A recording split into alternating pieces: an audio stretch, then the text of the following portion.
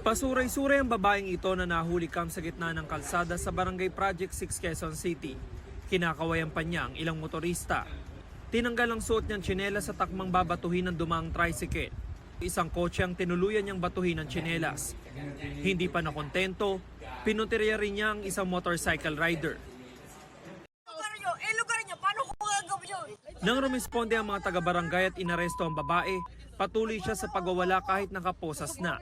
Sinipa pa niya ang isa sa mga barangay tanod. Ay, ba't ka na na-jack? Sila po ay pinagmumura at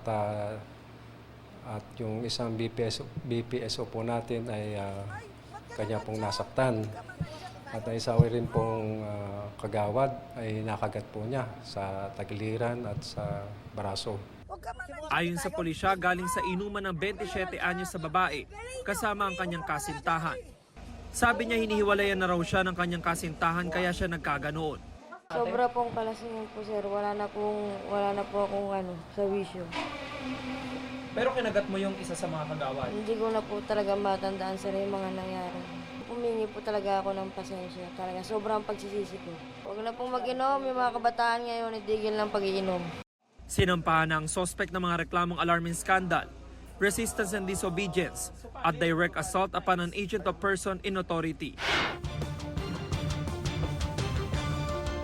Isang dalagita sa Davao City ang pinatay umano ng nobyo niyang nakilala niya online at kinatagpo sa unang pagkakataon. Duguan ng ulo nang makita ng mga pulis ang katawan ng 14 na taong gulang na biktima.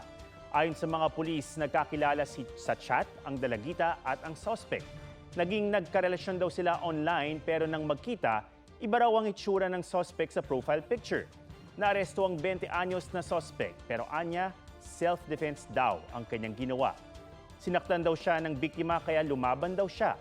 Sinampahan ng reklamong murder ang suspect na humingi ng tawad. Isa sa ilalim sa pagsusuri ang katawan ng biktima para matukoy kung ginahasa siya.